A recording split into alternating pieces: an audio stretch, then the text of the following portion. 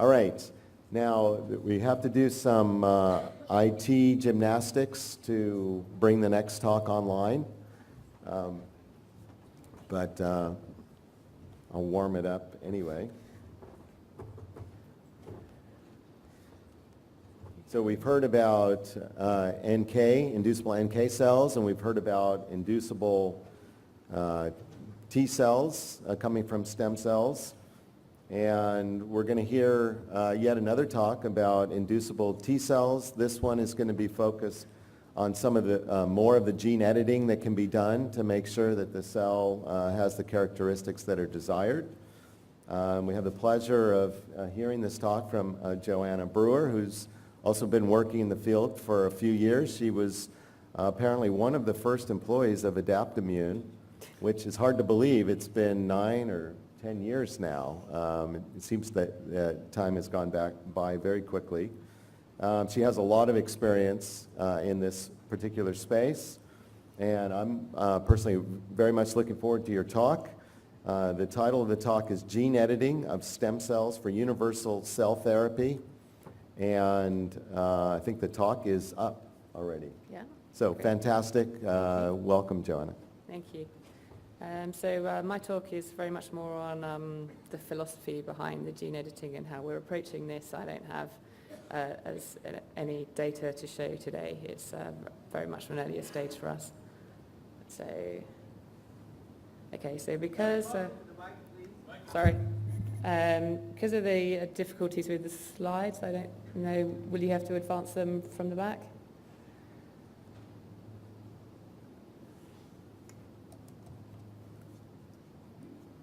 Okay, so just a disclosure, I'm obviously an employee of Adaptimmune and we have a collaboration with Universal Cells and our forward-looking statements. So as you've heard from the other speakers today, gene therapy has really become mainstream in the past few years, and it's a really exciting time for the field with those new cell therapies actually making it to registration with Kymriah and Yescarta. But also I'd say there's been a lot of different gene therapy platforms which are now making it to the clinic as well. I mean, it's very exciting news to hear about all of the different editing platforms that are making it in this space. So when we look at stem cells, we're like, why would we want to? Because autologous T-cell therapies work. I mean, we know that. There's plenty of evidence out there for the CAR field, the TIL field, and there's lots of important evidence there with TCRs too. We're seeing good responses with autologous cells, so why would we want to go to stem cells? And Adaptimmune's own programs, we're getting really quite robust data in solid tumours. We have data in synovial sarcoma, which is very different to the blood cancers, so you've seen the responses with CD19, but we've got very strong responses there, which we haven't even reached our median overall survival in one of the cohorts because it's still 3 years and still going, so some patients are really benefiting here. It's kind of all looking very positive. And we very recently had a second indication in MRCLS with our NY-ESO program. So again, although it's another type of sarcoma, it's a very different tumour. It's a fatty tumour rather than a very fibrous tumour. But we're again showing that T cells are making it. You introduce the T cells to the patients, they can get there and they can reduce the tumour burden. So that's all great. Our current SPEAR therapies, we're not seeing very high rates of CRS, and the tolerability is pretty good. But the real thing that we have here is the manufacturing cycle. So it takes a very long time for their patients to get the cells. And whilst we've made lots of improvements in the supply chain and we're dealing with very complex logistical issues here, it takes patients potentially a month to get the cells after you've come in, you get screened, you have a leukapheresis, and your cells go away for manufacture and then come back. So that's not great for cancer patients, certainly late stage, and that time is really of the essence. So if we can do anything to reduce the period of time it takes for patients to get treated, that's what we're really interested in. So, and another thing, as Michelle was also saying, you start with a different product every single time. Every patient's cells are different. And you can't control that. So it depends whether it's the mix of cells that you have in the patient, whether it's their monocyte fraction, it's their ratio of CD4 to CD8, it's their memory phenotype, and you get what you get. The age of the patient can also make a difference as to how easy or difficult it is to manufacture, and the prior treatment regimen will have a vast impact on the cells. So I mean, depending, as a late-stage cancer patients come into the clinic, they can have had up to 10 different treatment regimens before they come onto the trials, and that can really make a difference to the quality of the cells. So if we want to get away from this, we are looking into off-the-shelf treatments. And as Michelle already described, you could have that as an allogeneic T cell from a healthy donor. You could have stem cell-derived T cells, or in some instances, you can go for patient-derived iPSC. Now, in cancer, that's really not an option just because of the amount of time that it takes. But in other areas where you're looking at using stem cells as a platform, that is a possibility. If the patient can afford to wait, you can generate their own iPSCs and you can treat them with their own cells.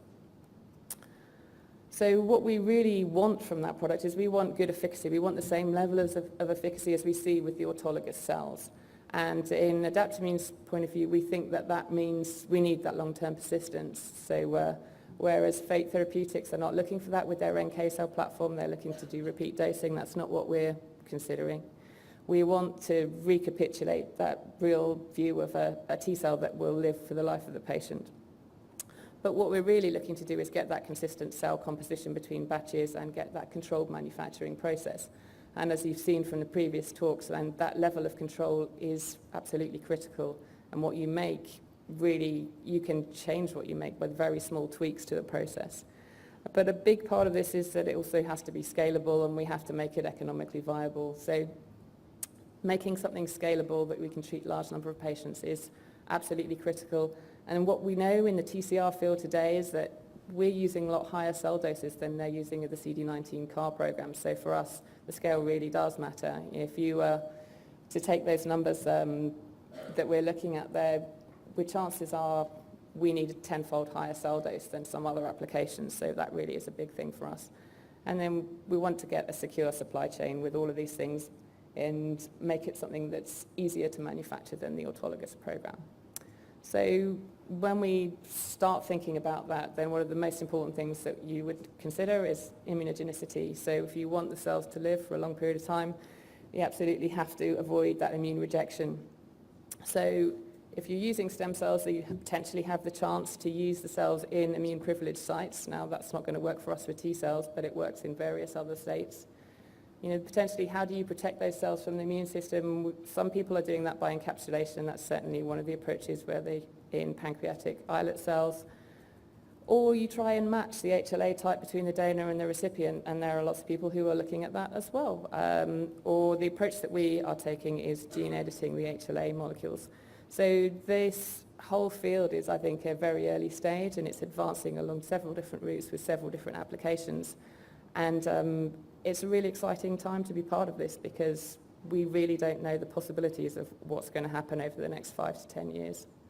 So when you think about immune-privileged sites, I think often people consider that we used to think that the brain was an immune-privileged site. I think the way that T-cell therapies certainly have shown that the brain is not immune-privileged. T-cells will get in there.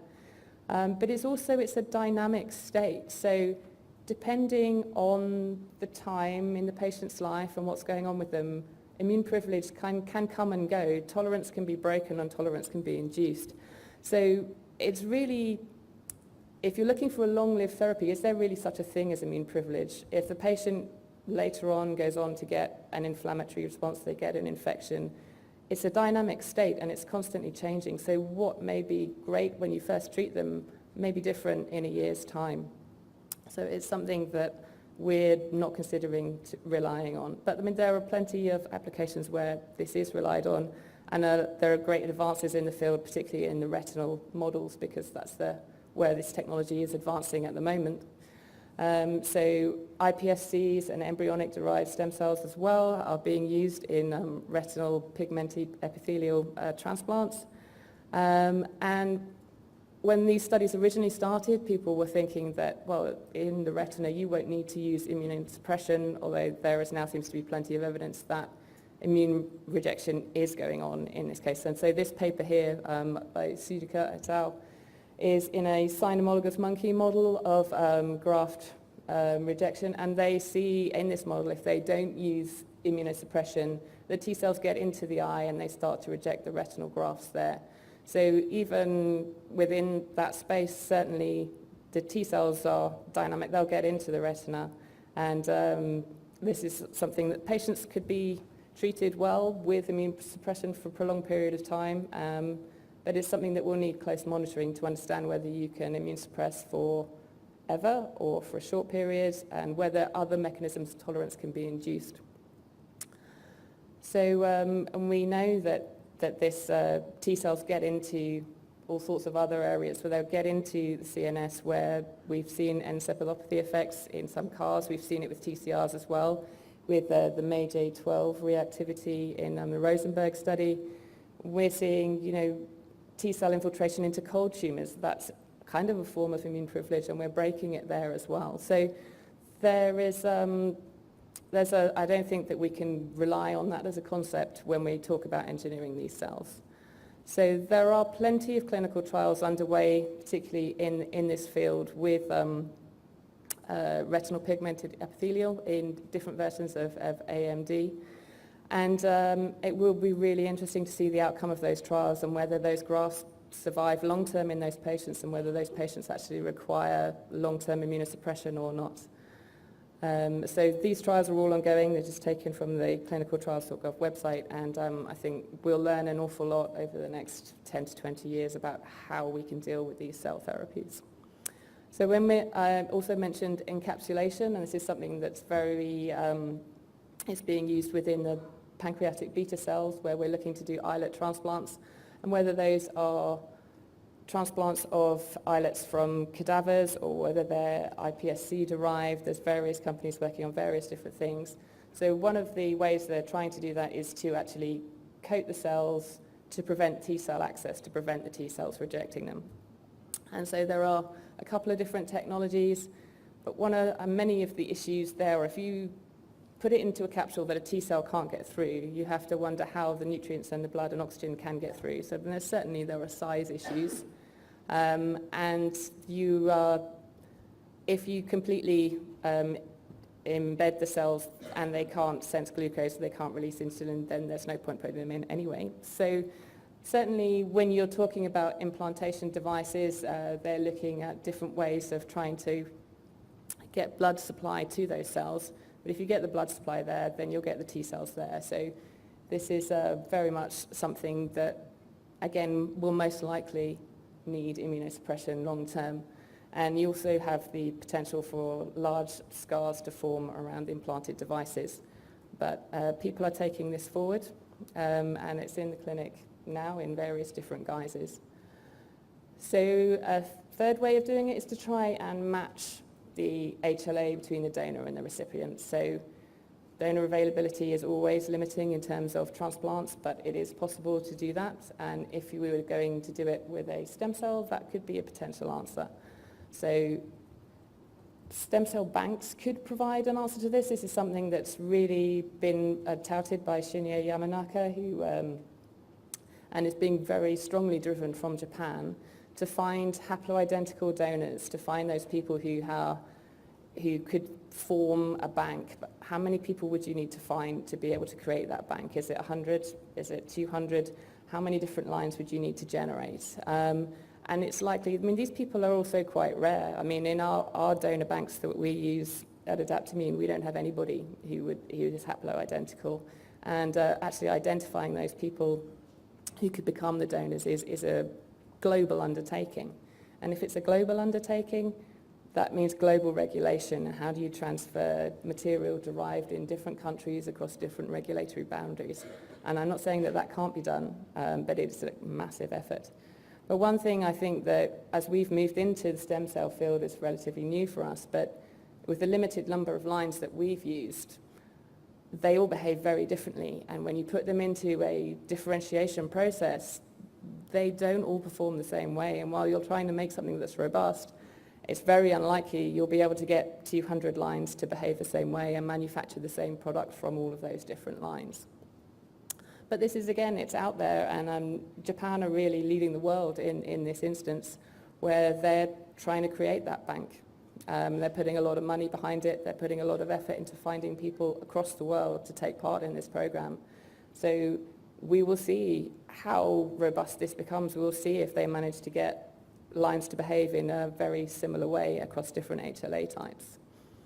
So what we're doing with Universal Cells is working on a concept that David Russell has been working on throughout his career, to create a universal donor cell. So the idea with a universal donor cell is that it will be invisible to the immune system. And if it's a stem cell, you can differentiate it into, in theory, any cell type you like if you can work out the differentiation path. And the idea here is that we're trying to make one cell line that could be given to any patient. So what they have been doing is we're looking at beta-2M knockouts to remove class 1. We're looking at removing class 2. So class 2 may not be important in every single application. It certainly is with T cells, because activated T cells will upregulate class 2. But again, if you're thinking about the lifetime of the patient, class 2 is upregulated in inflammatory situations, and if you put a stem cell-derived product into somebody, the chances are they will have an infection at some point in the future. And class 2 is very likely to become an issue at that point in time. So if you knock out both the class 1 and the class 2, then you want to get away from NK-mediated rejection, so we're knocking in the HLA-E. And we think that for a cell type like this, it's absolutely critical that you add a suicide gene, some way of trying to control this cell, because it's expected to last for a very long time in the patient. So we want some way of being able to control it, as the patient shouldn't reject it. So at the moment, this is where we're going, and we'll see whether that's true, what sort of persistence you do get with that, because there are other mechanisms that maybe are not covered by that as a basic platform. And if you think of all of those different steps, you need to knock out both alleles of genes. That's a lot of editing. And so you really need, so which gene editing platform would you choose? You need something that's very efficient. You need to understand the off-target editing if you get it. You need to understand the genomic stability of the cells. And so that's something that we really believe requires a stem cell, because you can't do that in an off-the-shelf product. If you're talking about 5 or 6 editing steps all done simultaneously, if you do that in a bulk population, there's no way that you can characterize what you've generated. So this is something that we really do think needs a stem cell product to be able to work. So there are loads of different options. I mean, the world is full of CRISPR at the moment. It's looking very exciting. We have the talons that Selectis are using, the zinc finger nucleases, meganucleases, homing endonucleases, AAV. There are loads of different platforms. So which one do you choose? So the thing with the most editing platforms is that it involves a double-stranded DNA break. So whether you however you generate your break with whichever enzyme you're choosing, you then have to look at how that's going to be repaired. So you either repair it through homology-directed repair, where you put in a precise edit, or you look at an insertion deletion to inactivate the gene. So those are well described. But again, if we were talking about doing multiple steps, if you do multiple steps at once and you create multiple double-stranded breaks, you have the propensity for translocation events to occur, which is something that we really don't want to happen. But again, if you use the stem cell transplant, the stem cell platform, where you're looking at all of these things, you can, by the subcloning, understand the genetic, however you've edited that particular line.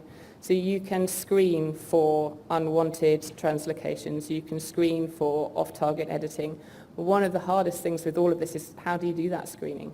I mean, we can sequence everything. We can do whole genome sequencing on single cells, we can do that, but interpreting that data is, again, really difficult. When you have, I mean, you look at the Human Genome Project, which genome do you line it up against? Who's to say what is going to cause a problem to a patient and what's not going to cause a problem to a patient? All of us are full of mutations. All of us we accumulate mutations over time throughout our lives, and who's to say which ones are damaging and which ones are not? There's an awful lot that we don't understand. So that, I think, is the reason that we definitely want to include a suicide gene in whatever system we use, because at the moment it's impossible to really know what every mutation that you would find in your clone, what that will mean for a patient. So a lot of these systems, high editing efficiency, the CRISPR platforms, you can get multiple edits done to a very large efficiency, and you can also do it with a very large cell number. But again, understanding that fidelity of the editing, and this is an error-prone process, understanding what mutations you're introducing into those cells is a concern, and it's something that the whole field, I think, will have to address as these therapies come forward. So how do you prove that safety and genomic stability? And that's, I think, a really big question that we will be answering over the coming decades. So what we've chosen to do with Universal Cells is to use AAV editing, and the reason we're doing that is because it doesn't involve double-stranded breaks. Your editing occurs in the replication fork as the cell divides, so you're not creating those broken parts of DNA and expecting... The theory is that there's no off-target cutting, and there's no on-target mistakes, there's no electroporation required, there are no foreign nucleases. So that's all great, but it is incredibly low efficiency. And so this is the reason that we need stem cells, and when we're doing repeated rounds of editing, you want to qualify each step. You want to make sure that you've edited what you think you've edited, you've only edited that part, you haven't inadvertently edited something else at the same time. And single-cell cloning is an absolute must for any of these platforms. So what we're trying to do here is create this pick-from-the-freezer, off-the-shelf product. And that you need a GMP stem cell line. That's not an easy thing to generate. It needs to be acceptable to the regulators. And you need to go through gene editing, multiple rounds. In our case, certainly what we're aiming for, there'll be lots and lots of different steps of editing there. And it'll be clone selection, sequencing and screening, putting in our high-affinity TCRs, and then the differentiation process, as Michelle has shown, lots of different tweaks, lots of different things that can happen there. So really understanding the phenotype of the cells that you make is absolutely critical to this. But if you can create that as a platform, then it gives you that consistency and the ability to treat patients. And so while we're aiming for something that persists long term, if it doesn't, you can repeat dose. And it gives you that flexibility. And as Michelle said earlier, as the whole TCR field and the CAR field moves forward and we understand more and more about these technologies, this platform allows you to add in those tweaks to each process. So you can add a Gen 2, a Gen 3, a Gen 4, all into that same cell, and you can help it address issues in the tumor microenvironment, issues with prolonged persistence, whether it be cytokine support, whether you want to knock out PD-1 in a T cell, all of those things. But you do have to understand what that does to your differentiation process, and it may change your terminal product. So I think it's absolutely amazing what gene and cell therapy is already doing for patients, but it's an expensive, highly individualized, difficult therapy. So if we can make this off the shelf and have a consistent controlled product, it becomes much more like normal medicine, where somebody goes into the clinic, they get diagnosed, and they go to the pharmacy. It becomes like that quick, that treatment. And in cancer, that's absolutely vital, because often our patients really don't have much time left. And the quicker treatment time is really the important thing here. And all of this, I think, it requires a lot of different genetic manipulation and a lot of different things. This is going to be a very long-term process to perfect these therapies. And so for that, you really need that completely flexible platform to allow that repeat editing, to allow you to go back and tweak and regenerate new different products. And we really think the amount of effort required to do this, it's really hard with just one cell line, and I can't honestly imagine how you do it with 200 different cell lines to cover everybody. But if we're going to make cell therapy truly accessible to people and patients long term, I think we need to go here. I think we absolutely have to. So this is a group at Adaptimmune and Universal Cells who are working on this project, and hopefully next year we'll be allowed to show you some data instead of just our philosophy. Thank you. Great, thank you.